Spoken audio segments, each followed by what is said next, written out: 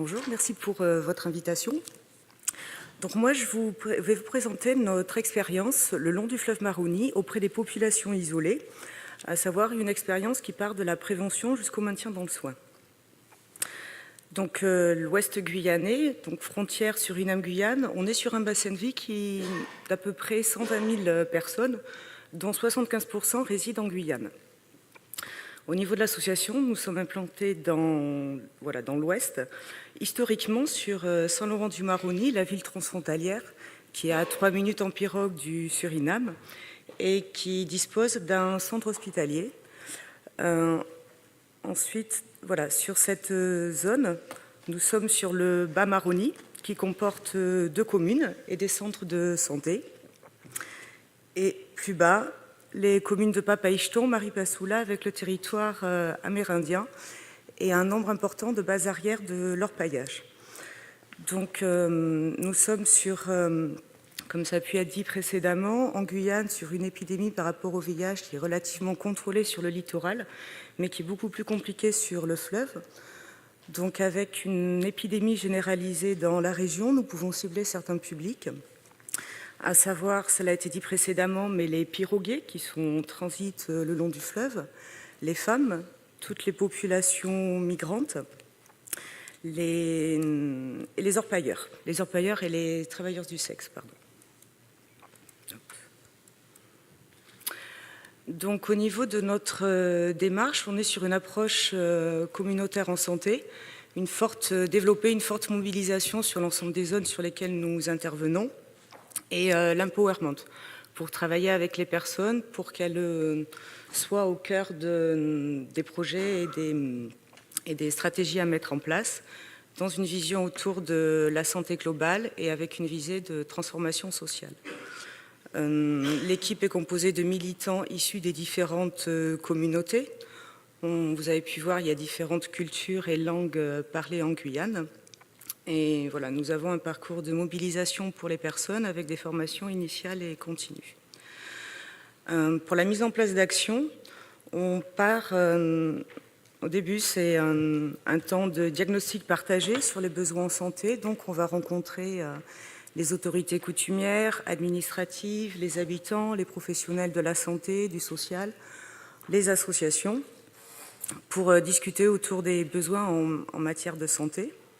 La deuxième étape, que nous appelons des comités de pilotage, va rassembler l'ensemble des acteurs qu'on a pu rencontrer pour faire part du diagnostic, des besoins qui ont été repérés et commencer à évoquer les propositions d'action.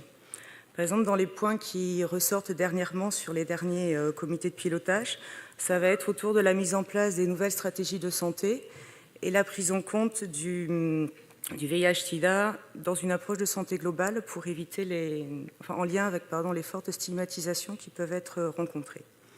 Et ensuite, on est sur la mise en place des actions de terrain, donc qui se font avec les populations, les partenaires. Voilà, ça va être par exemple choisir les lieux sur lesquels nous allons intervenir, les horaires. Et je soulignerai l'importance de la régularité des actions qui sont mises en place sur le fleuve. Au niveau de la prévention, nous avons des temps d'information qui vont être pour tous les publics. On va se déplacer en pirogue, par exemple, sur les différents campus, les villages le long du fleuve. On va proposer ou pas le dépistage TROD. Par exemple, aujourd'hui, on a commencé à intervenir en pays amérindien. Il a été convenu avec la population qu'on était sur des échanges collectifs et plus tard, peut-être, amener le dépistage TROD. Et on met en place des actions qui vont être plus spécifiques auprès de certains publics. Donc on va organiser des ateliers avec les travailleuses du sexe ou des temps d'échange sur les bases arrières de l'orpaillage, du dépistage sur ce qu'on appelle les cabarets le long du fleuve Maroni. Donc en 2017, notre activité dépistage au VIH, on a une vingtaine de militants qui sont habilités. Des dépistages qui se déroulent en français, en sranan-tongo, la langue de Bushinangue, en espagnol, en brésilien, en anglais. Donc ça a été une activité d'environ 1800 tests, avec 9 résultats positifs, des personnes qui sont aujourd'hui, qui ont été accompagnées, qui sont entrées dans le soin et qui sont aujourd'hui sous traitement. La prévention, on la met en place de manière adaptée et diversifiée. Par exemple, au niveau du TPE, il y a une augmentation des demandes de TPE au niveau des centres de santé.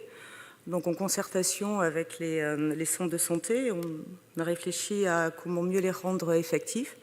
Donc voilà, les centres de santé ont formé les équipes soignantes et des militants ont accompagné les personnes pour l'accès au traitement post-exposition. Sur l'Haut-Maroni, des temps collectifs ont été mis en place sur les lieux de vie des travailleuses du sexe, en co-animation avec médecins infectiologues pour parler de la PrEP. Les travailleurs du sexe, ils sont un public cible et qui sont fortement intéressés par ce nouvel outil. Voilà, donc aujourd'hui, sur Maripasoula, il y a trois travailleuses du sexe qui sont sous PrEP.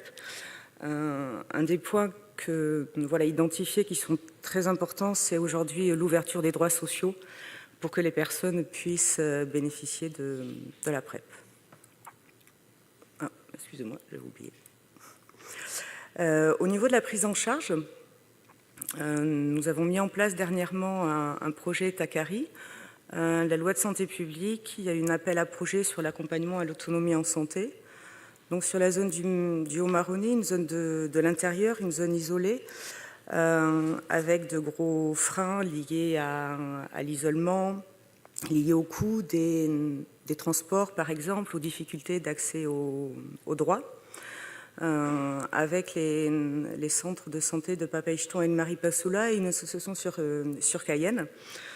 On est sur un projet qui met en lien l'ensemble des acteurs et aujourd'hui, qui a débuté il n'y a pas longtemps, il y a la présence des militants de l'association qui sont avec les infectiologues pendant les consultations ou pendant les consultations avec l'infirmière d'éducation thérapeutique, avec comme objectif d'apporter des informations sur le système de santé, le traitement, la prise en charge, d'augmenter le niveau de littératie en santé.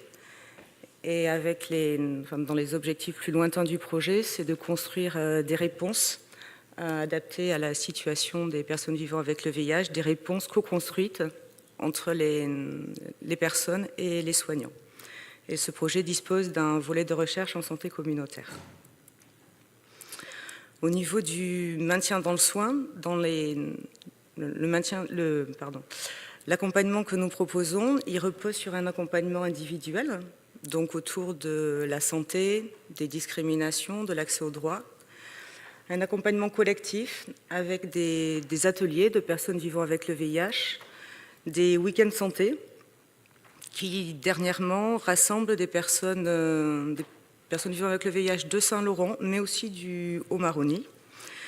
Un accompagnement qui se fait en partenariat avec des interventions de partenaires associatifs, administratifs, soignants, lors des temps collectifs, et dans un objectif de complémentarité au niveau de l'accès à la santé, l'accès aux droits dont on a pu vous parler précédemment.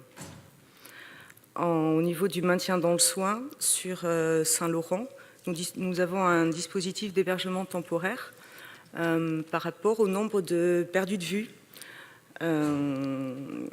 sur ce territoire du fleuve, en zone isolée, avec le centre hospitalier. On avait réfléchi à permettre aux personnes qui sont sur les zones isolées de pouvoir résider sur Saint-Laurent-du-Maroni le temps de leur consultation, de leur accès aux droits.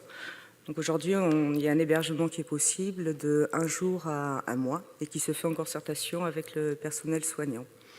Et en 2012, nous avons ouvert des appartements de coordination thérapeutique sur un hébergement qui est sur du plus long terme.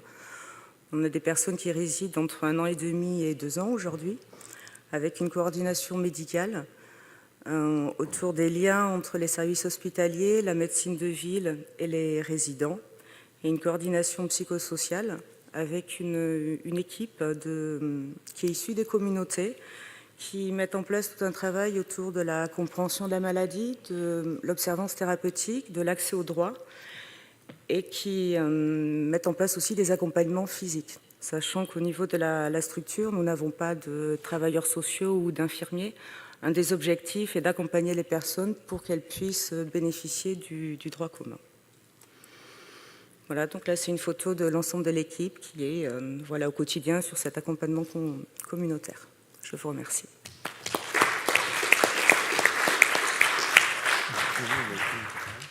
On va peut-être enchaîner avec la communication de Marie-Claire Pariot, parce que sinon elle risquerait de ne pas avoir la possibilité de donner complètement sa communication. Et on rattrapera quelques minutes de retard à la fin par une petite discussion. Et je vous prie de m'excuser toutes les deux, Émilie et